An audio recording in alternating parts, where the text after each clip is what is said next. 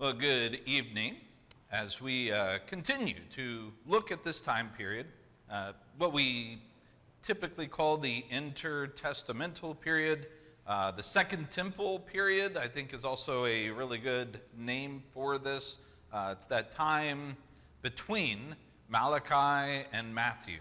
And so it's that between the Testaments time period that really is marked off or discussed in what chapter of the Bible?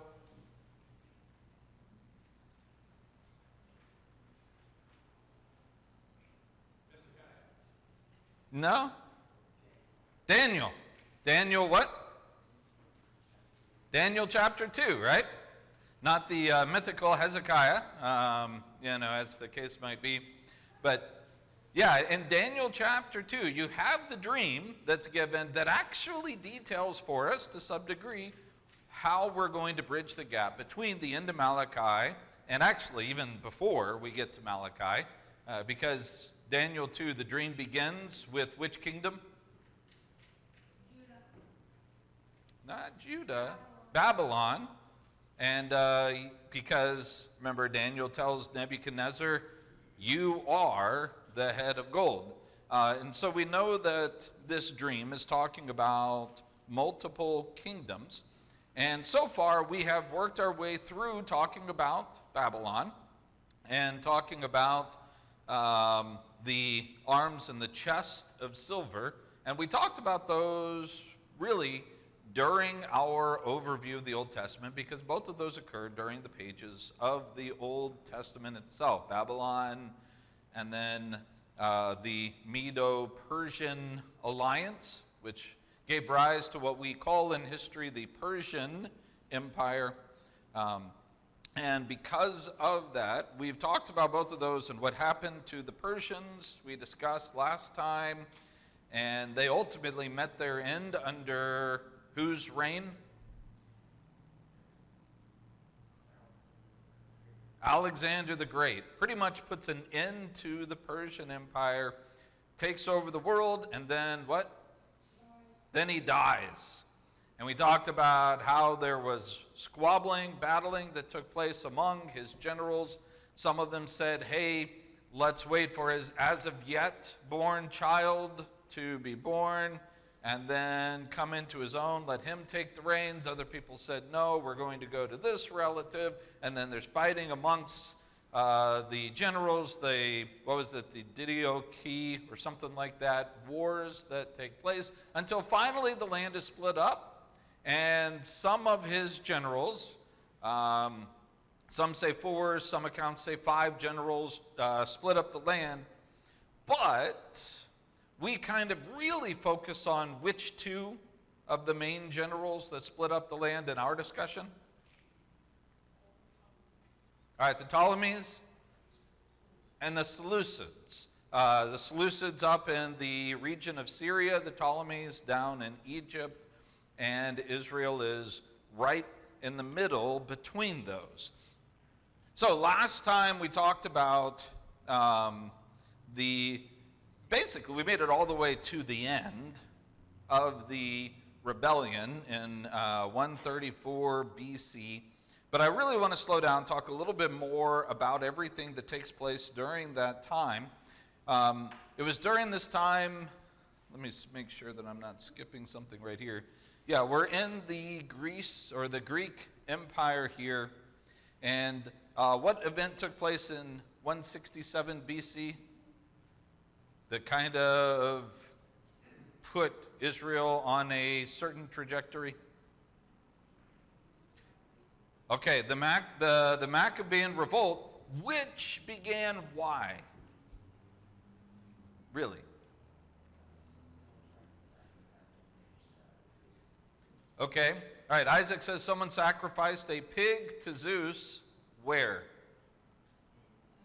All right, in the temple. Who does that? Antiochus Epiphanes, right? Antiochus IV named himself Epiphanes. That is the display of God, is kind of the idea. Antiochus Epiphanes, because he wanted to invade Egypt He was ready to invade Egypt. The Egyptians were defeated. He just had to do it. And that's when Rome, as now a growing power, stepped in and said, yeah, don't do that. And he listened. He had to. He'd already been defeated, or at least his father had already been defeated by Rome. He knew he couldn't stand up to them. So he's the bully who gets caught, not allowed to beat up the person he wants to. And as soon as he gets away from the teacher, what does he do? Well, he finds someone else to beat up, right? Exactly, Joshua. And so he goes through Israel, and he's like, well, if I can't take my whole bullying out on Egypt, I'm going to do it here.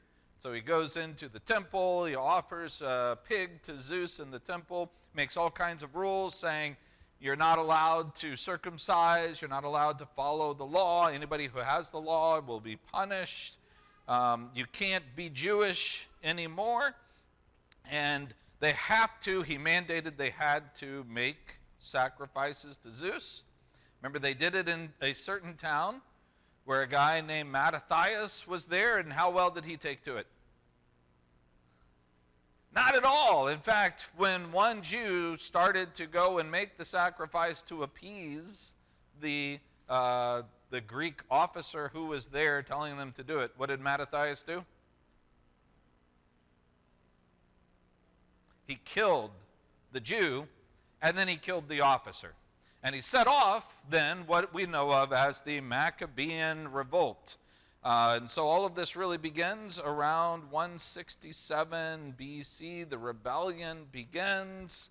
In 164, so just a few short years later, and let me just tell you very quickly about this revolt. They had a few successful battles, and actually Antiochus left the area, and he went east, and he left a guy named Lysias in charge of taking care of the rebellion. Then they had a great battle at Emmaus. And by the way, this is all recorded in 1st and 2nd Maccabees. You can kind of read about all of this. All of that took place in 165. And then Antiochus dies in 164. And when you have the death of a ruler, what inevitably is going to happen? What's that? All right, son takes over, but almost inevitably there's going to be at least a little bit of a power struggle before things happen the way that they should. So in the chaos of all of this, the Jews take advantage of the transition of power. They attack Lysias at the Battle of Beit Zur, and they defeat them, which gives them the ability to march into Jerusalem because the Seleucids are making their way back to Syria. So they take control of the temple. They begin working on the temple, and in 164 BC, they rededicate the temple. So we're going to talk about this. This is what leads to the rise of the Feast of Dedication. Anybody ever heard of the Feast of Dedication before? It's also known by what other name? Hanukkah. Yeah, this is the beginnings of Hanukkah. And that's really pertinent to us. Why?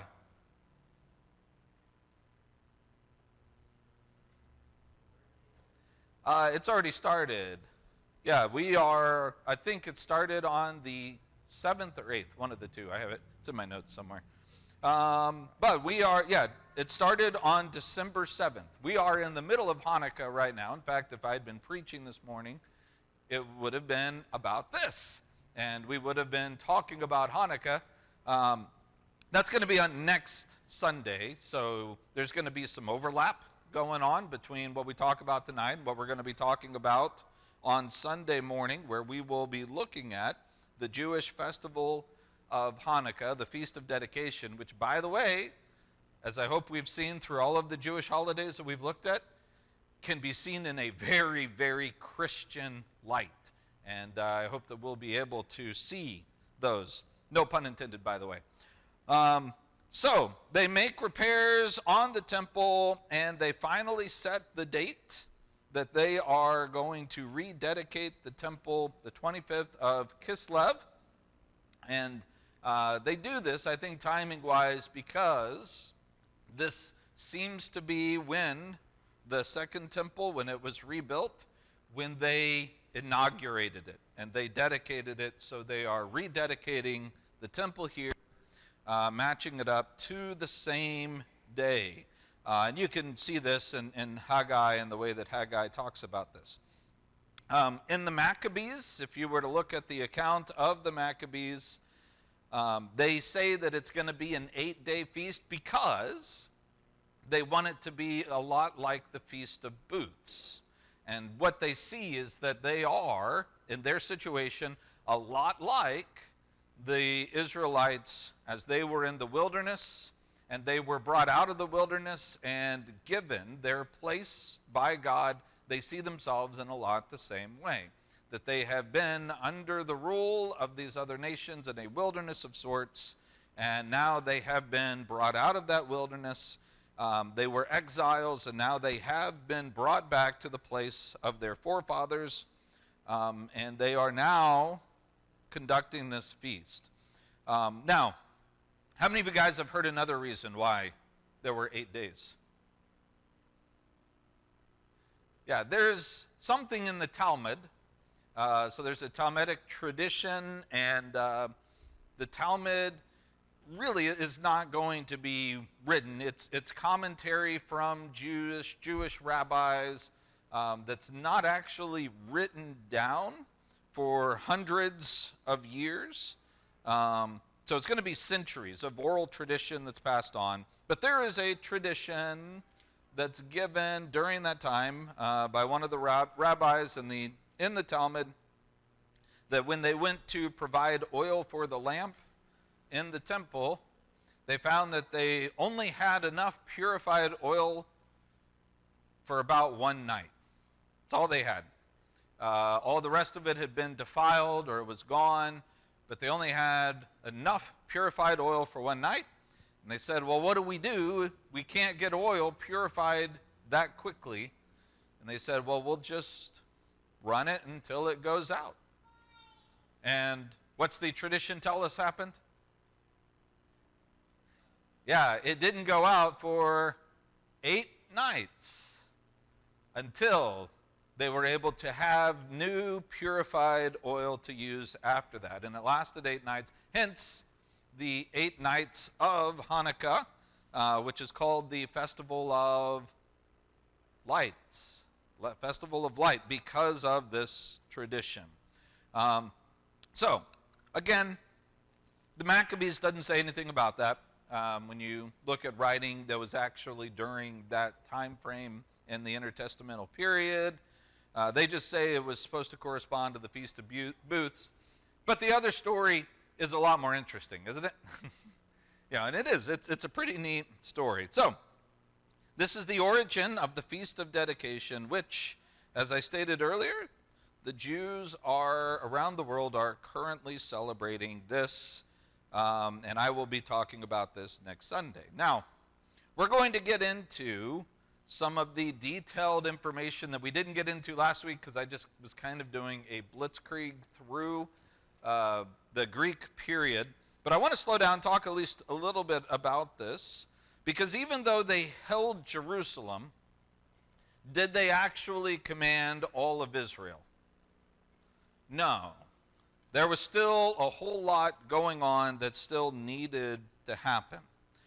So they fought. They were still continuing to fight for their ancestral land. Oh yeah, by the way, the Feast of Dedication, I gave it away, it's up there. So where else do you hear about the Feast of Dedication? It's in the New Testament. Jesus attends the Feast of Dedication. And we're going to talk some more about that later. But just understand what happens here plays a part in what happens during the New Testament times. All right, as we continue to go, the Hasmoneans, who are the Maccabees, they're known by their family name is actually the Hasmoneans. Remember, what does Maccabee mean? Was that their actual name? Yeah, the word Maccabee, Isaac says, means hammer. And it has to do with the way that they use guerrilla warfare and quick strikes where you hit and you get out right away. Judas was known as the hammer. Mattathias' son, Judas Maccabee. And thus all of them came to be known as Maccabees. It was the Maccabean revolt or Maccabean revolution. But after the revolution is completed, their family is still going to continue as the Hasmoneans. So the Hasmoneans, the family of the Maccabees, they made themselves the rulers over Israel, and they continue to fight in order to take the land south of Jerusalem, as well as stretching up into the Galilee area. And they work to free all of that land. They had pretty good relations with the Ptolemies in the south, so they didn't really worry a whole lot about the Ptolemies from Egypt coming up. Their main focus was on the Seleucids and continuing to fight with these Seleucids. It wasn't until 142 that Simon Maccabee, he allied himself with one of these Seleucid kings. Pretty much at that point, that ends the conflict. They're not going to be fighting with the Seleucids any longer, but are they still under Seleucid control? Yes. So that's why some people would say 142 is 141, 142 is that's going to be the ending of the conflict, whereas really it's not until Simon Maccabee's death in 135. After that, they break their ties with the Seleucids as far as the alliance is concerned. He was the one who was all about that. But there's not going to be any more friction, problems, cause of concern. And so by 134 BC, they have gained their independence. And moving forward, the Seleucids will no longer have any control over them. So Simon really marks the beginning of what we call the Hasmonean dynasty. Perhaps you've heard of the Hasmonean dynasty before, which is why the term Hasmonean maybe meant something to you. And the kings, the leaders of the Hasmonean dynasties, they considered themselves governor. Eventually they will be called kings. But in the beginning, they considered themselves governor and high priest. Because as of right now, they didn't know exactly who the high priestly family really was. A lot of those records were gone. They just simply didn't have them. And they were the ones who ultimately got control of the temple, rededicated it, and made themselves the high priests.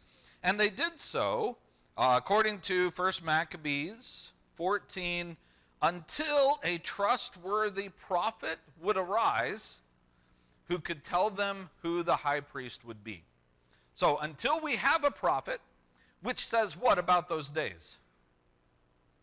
There are no prophets. There is no prophetic work being done by God during this time. He has no prophets speaking to them. And so they say, well, we're just going to do the best we can until such a time as God sends to us a prophet who can tell us exactly who the high priest is going to be. So during this time, the Maccabees, or the Hasmoneans, they serve as both king and priest. But they were still tied to the Seleucids through the treaty, the alliance that Simon had made. So until his death, I would say in 135 until his death, they're not an independent nation yet. But with the Seleucids dwindling in power after Simon, comes the guy John Hyrcanus. And he comes into power. And now we're going to really start to see the strength of the nation of Israel during this intertestamental time. So, let's see here. I want to make sure I'm not missing anything. All right, so you have John Hyrcanus as he is going to be the one who is going to take over. Let me see. Here's some notable things that John Hyrcanus does. He is very military-minded. He captures Transjordan territory, that is territory that's on the other side of the Jordan River, expands that way. He is responsible for destroying the Samaritan temple at Gerizim. So he battles them and destroys that temple because that was a rival temple for Yahweh, the Samaritans. Remember the Samaritans, when did they first show a desire to build a temple? Anybody remember? When they came to the exiles who returned, and they saw the exiles were building a temple, and they came from Samaria, they came down and they said, hey, we worship the same God. We want to build the temple with you. And what was the answer? No, you're not us. You are from another land, another peoples that the Assyrians transplanted and put into here. We have no common stake with you. We will not let you build, or we will not let you join us building a temple. And they said, fine, we will build our own temple.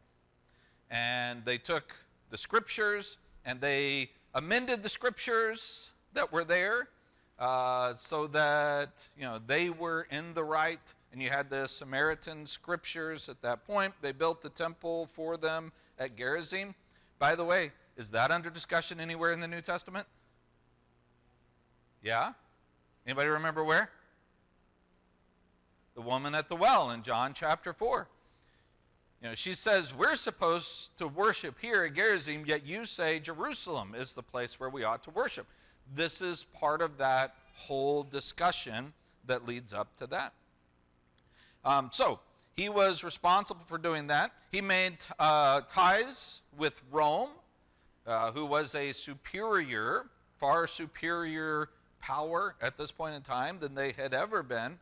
And with their blessing, he got the right then to go down to the Idumeans, which by this time are just south of Judah, to the west of the Dead Sea. That's where Idumea was.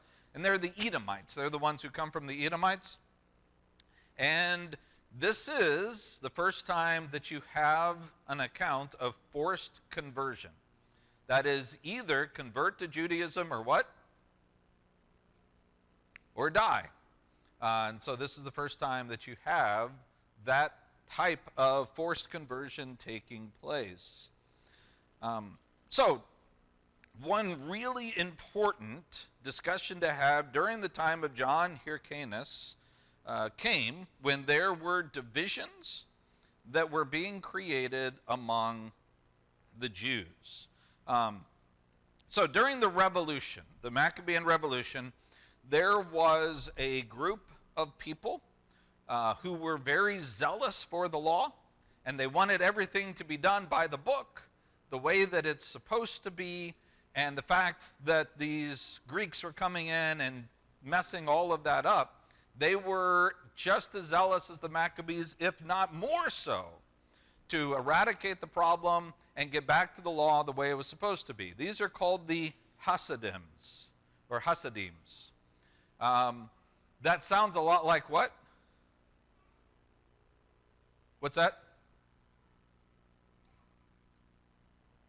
Today, what do they call the most fervent of Jews? Hasidic Jews, right? This is where that tradition comes from. The Hasidims, during this time frame, were very much on board with the Maccabees. Let's get these guys out. Let's restore the law the way it's supposed to be. Let's do everything by the book. Well, after the time period of this, they started to grow apart. Now, the Hasidims are going to begin to be called Pharisees. This is where the Pharisees enter into the picture. That is the family or the group of the Hasidims who were very, very zealous for the law the way that it's supposed to be. Why would they grow apart with the Hasmoneans?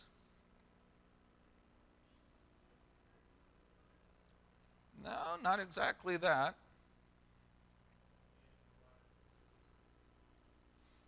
Not that they allied with the Seleucids necessarily, but once they gained the ability to worship properly, they gained the ability to do what they want to do again. Once it was no longer against the law to worship as you're supposed to worship according to the law, that is, the Greeks weren't telling them to stop. At that point, the Hasmoneans were like, well, I guess we did what we set out to do. What about the Hasidims? Are they content with it being okay to follow the law again? No, they're saying, we need to follow the law again. And as the king, you need to be the one that is straightening everybody up to follow the law. Oh, and by the way, the king is also the what? High priest. Is that by the book? No, not really, right? And so this is causing some issues. And so they're trying to work things through. This is the very ultra-conservative branch of people, the Hasidims or the Pharisees. However, there was one event that really took things in the wrong direction for them.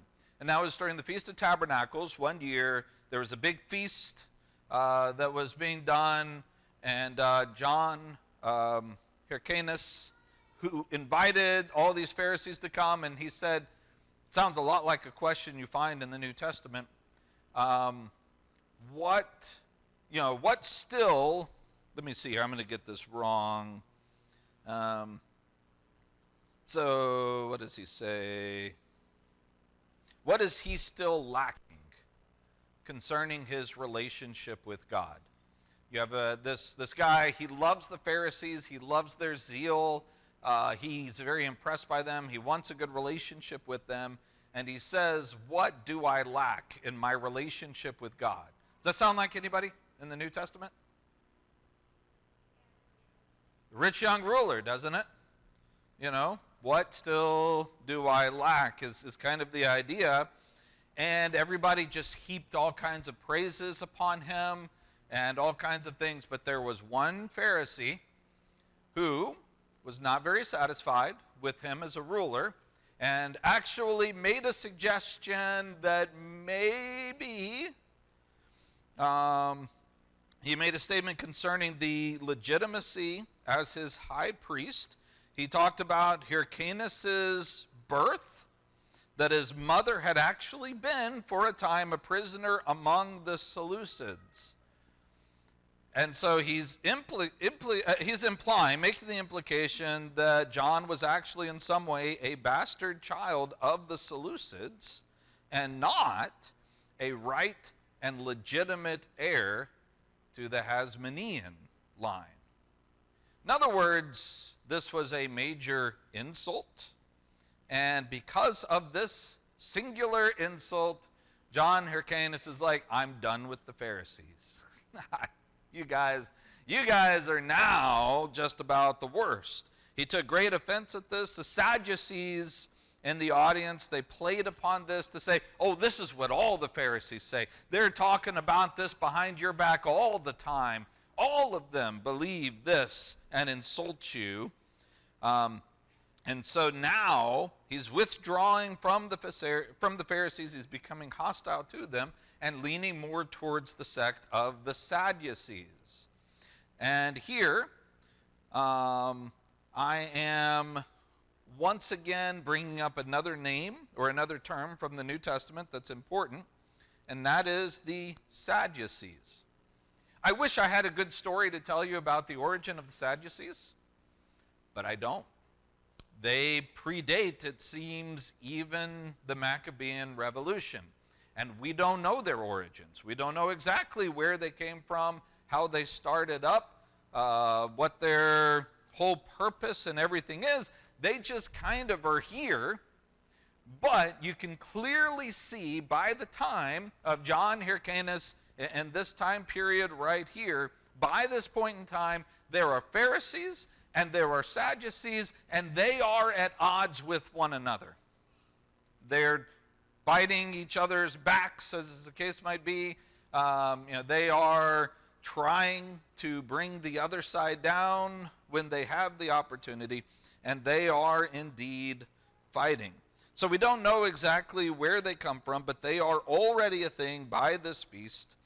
And because of this, it's not always going to necessarily be this way, but there is going to be kind of the beginnings that the Sadducees are going to be more closely aligned with the rulers and the priests. The high priest and the priests are going to be more closely aligned with the Sadducees.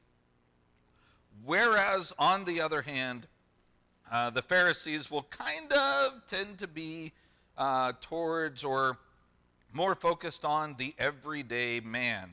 Again, it's not always going to be this cut and dry and this simple. There's going to be times in which the favor is going to change.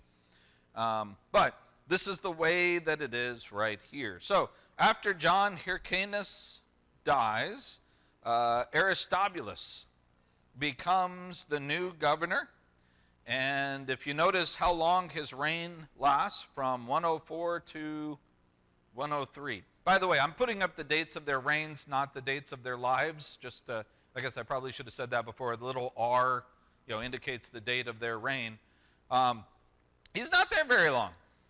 He's got about a year or so before he dies. But after his death, his wife is the one who kind of takes over to some degree, because she releases his brothers from prison, and then she in some way chooses the next successor by marrying the one of them who becomes the new governor. This is Alexander Janus, or Janus, or I'm going to call him Janus, or Janeus, or something like that.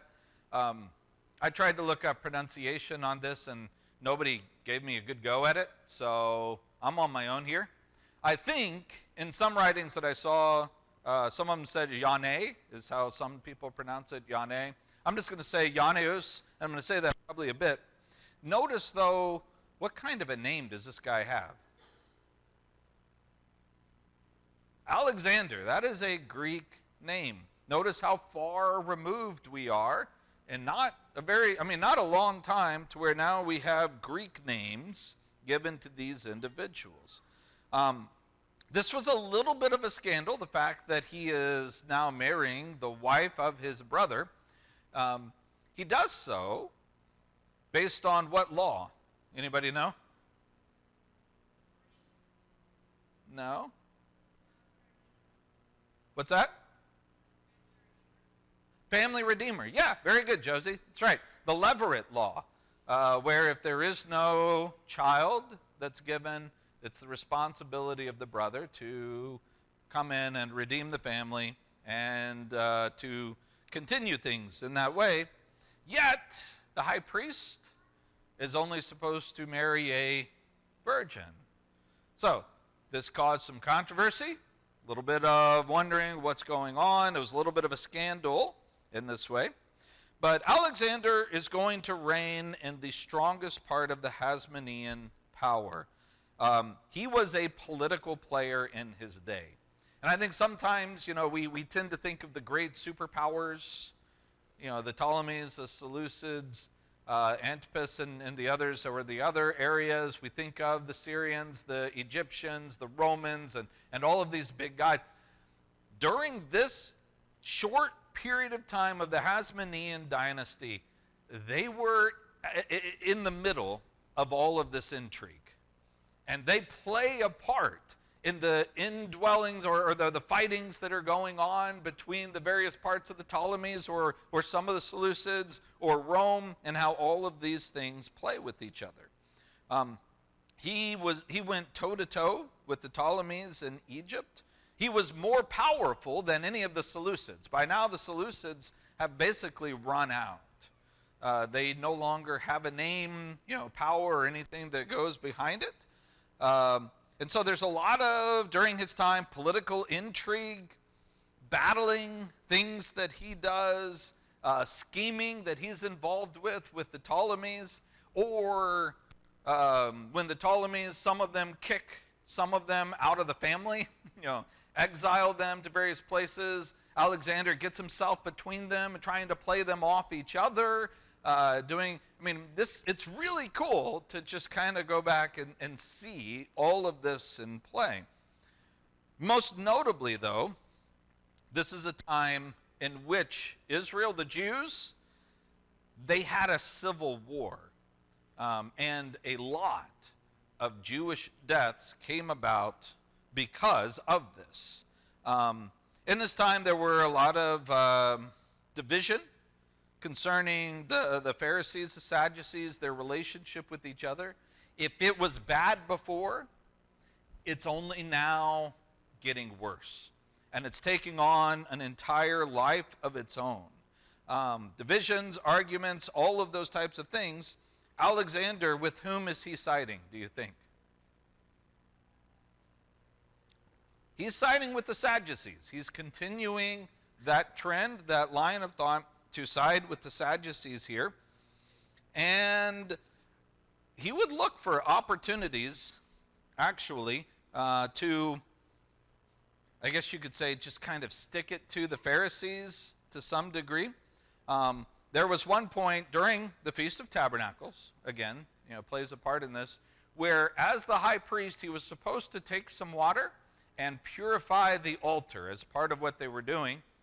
Instead, he takes the water and very purposefully, I can almost envision him staring down some of the leaders of the Pharisees while doing it. He goes to pour the water on the altar and instead pours it back on his feet so that he doesn't purify the altar the way it's supposed to be done. And that's the purification ceremony. Well, how do you think those in attendance, especially the Pharisees, how do you think they took that? It wasn't an accident. He didn't trip. He didn't just drop his bowl. He very purposefully is trying to really stick it to those. Go ahead and put your hand down. We're not doing any questions right now. Thank you, though. He's really trying to offend these guys, and it works. And so all of them in attendance, they start booing him, picking up lemons, and they start throwing lemons at him. Now, if you're a king, how are you going to take this? You would get very angry, and that's exactly what he does. In fact, this starts out an outright rebellion. Because of this act, this one act, he massacres about 6,000 Jews as retaliation of this event that took place. In a 6-year time period in which there began a civil war between them, where they were trying to call in the Nabateans and others. Again, a lot of political intrigue going on both sides of this civil war. And there's this rebellion that takes place. About 50,000 Jews are killed in the rebellion against him. That's 50,000 on the other side.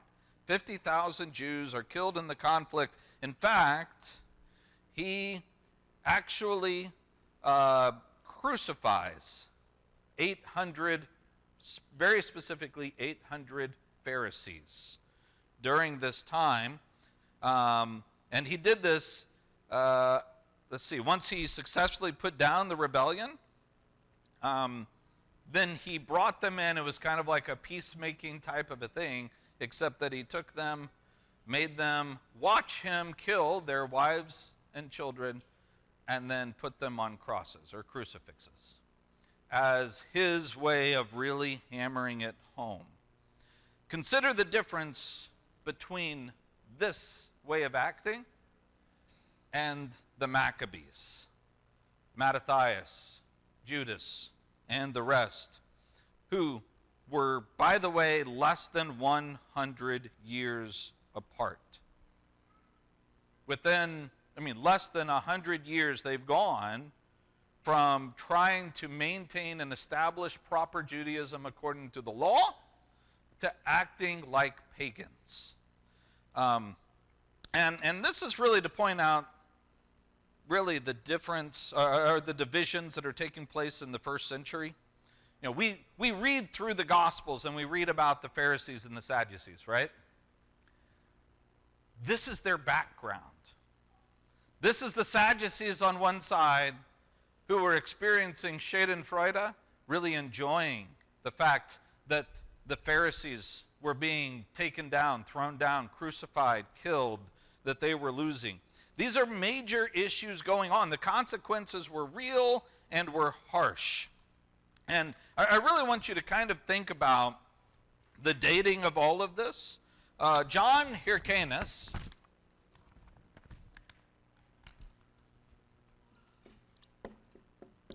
so John Hyrcanus, he dies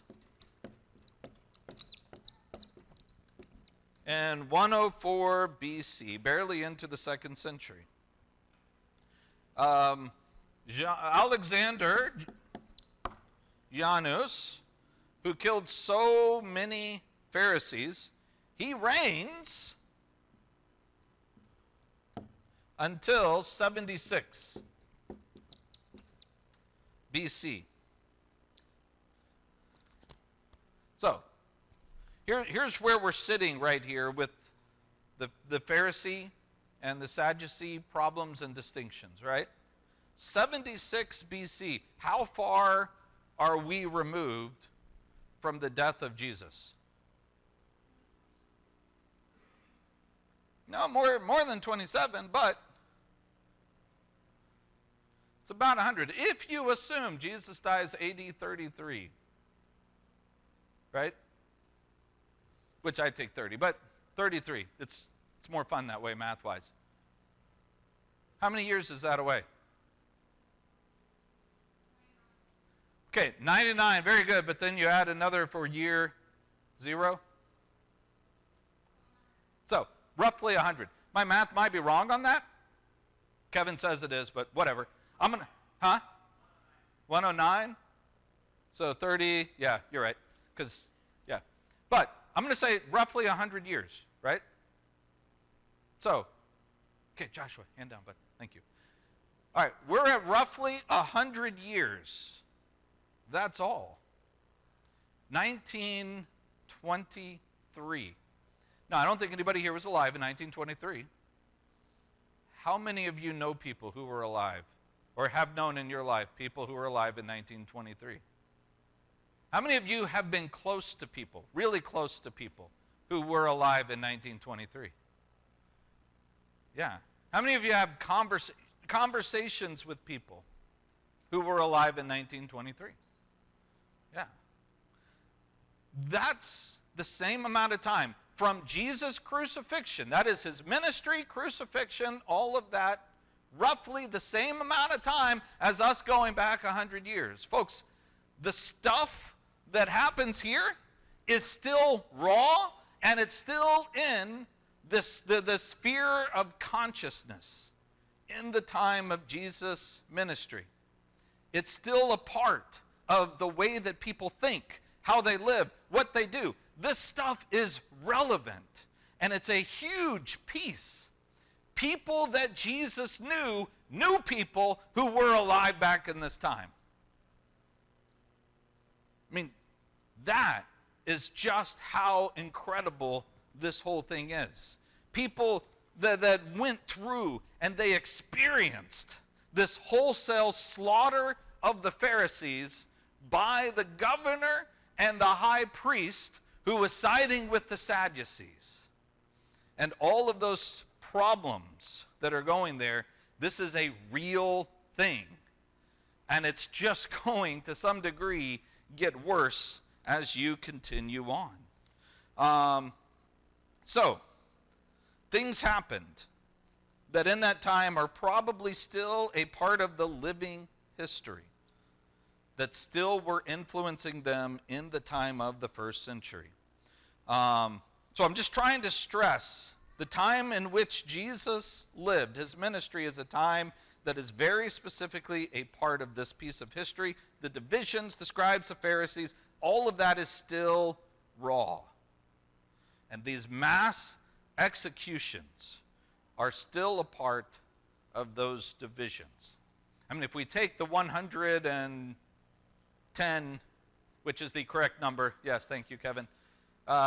Years or whatever the case is, and you go back, remember things like World War I, and stuff like that. All of those things, they're part of the way that things are today. Now, on his deathbed, Alexander kind of regretted what he did. He, at least the tradition tells us, he talked with his wife and told her to make proper reparations and restitution, which she was more than happy to do because his wife, her brother, was actually one of the leading Pharisees of the day. It's a name that you might be familiar with. I think I wrote it down here. No, I didn't write it down. But her brother was one of the great rabbis of antiquity, and she was more than welcome. I mean, it might have even been Ben Sirach, might have even been the name, which is probably a name that you've heard before. And, she brought them out of their exile and brought them up, made atonement to the Pharisees. They were given official prominence over the Sadducees. As part of the atonement, the Sanhedrin Council, which had gone out of favor under Alexander, was restored. Here's another term that we see in the New Testament that, quite frankly, we don't know exactly where it comes from. I tried as hard as I could to find information that would tell me exactly how the Sanhedrin Council formed. Apparently, there was at least a council called the Sanhedrin in individual cities that usually had 23 people that were a part of it. The Great Sanhedrin Council was something that probably predated all of this information, but it wasn't what it is going to become. It didn't quite have the power that it has within the first century until after this moment. And then it's given more prominence basically to make sure that the things that happened to the Pharisees don't happen again. There is somebody that is given the power of judicial checks and balances. And that's the Sanhedrin Council is brought to prominence for that very reason. Some people say the Sanhedrin Council probably supposedly began in Numbers chapter 11, in which you have the 70 that are there to help with Moses. But the large Sanhedrin consisting of either 70 or 71 members. There's an account of unusually of being 72, but generally 70 or 71. I didn't advance this forward, did I?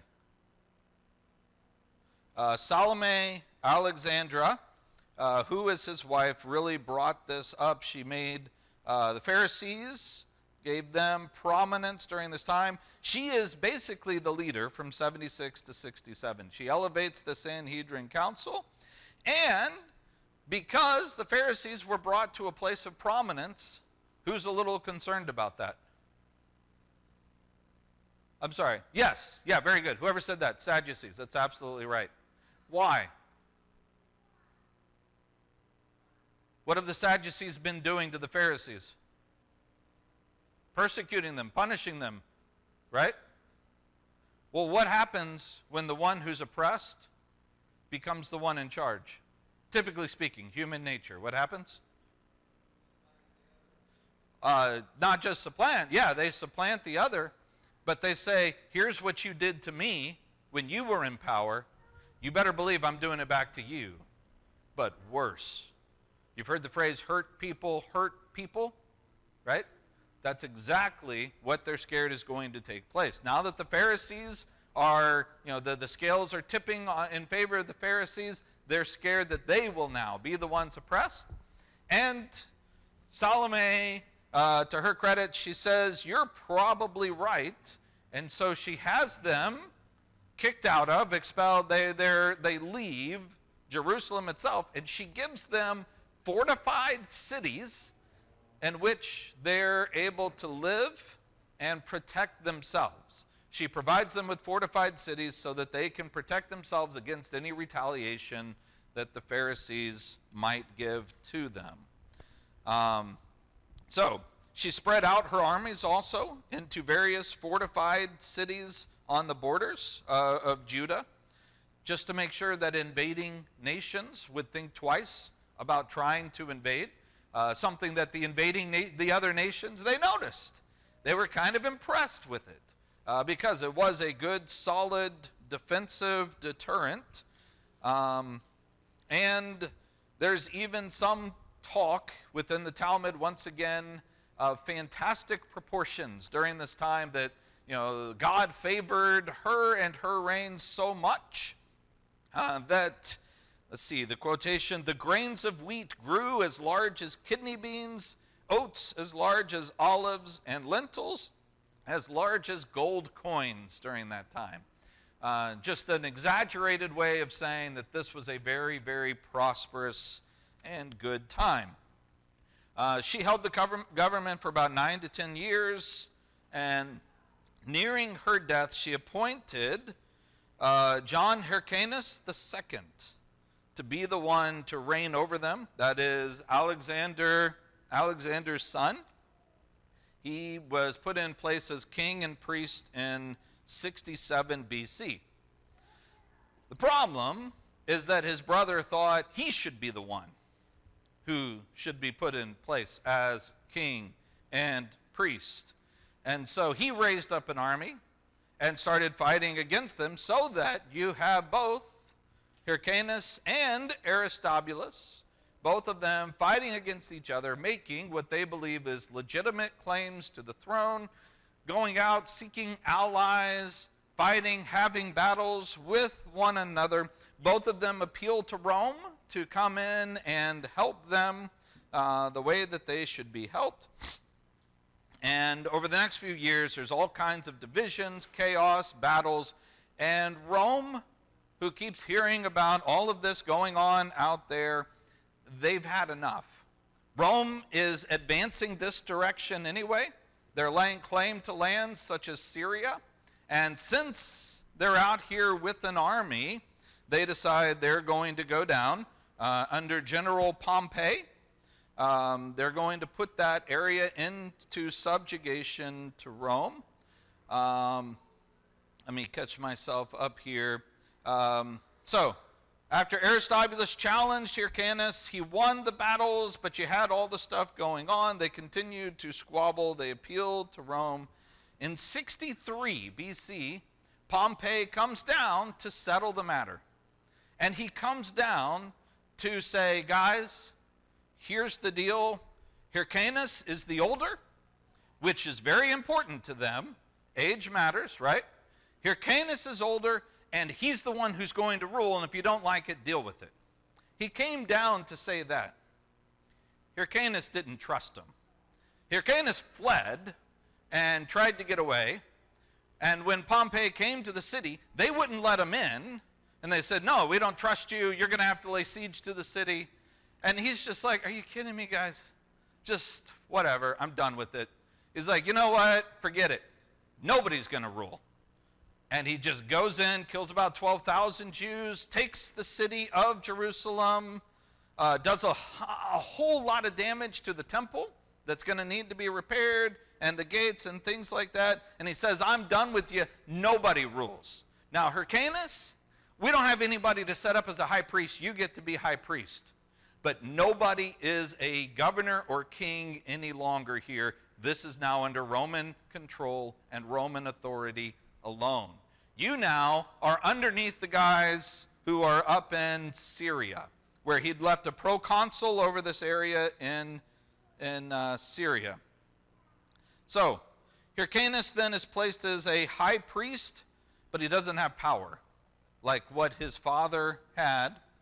And so 63 BC is when they capture the city of Rome. And Judah then goes under the proconsul in Syria, which means next week we're going to start our discussion of Judah under the final piece of the statue. That is the legs of iron, which represent Roman rule in Judah. All right, we are out of time. So if you have anything more, come talk to me afterwards. But right now, I need to turn this over to Richard. So, all right.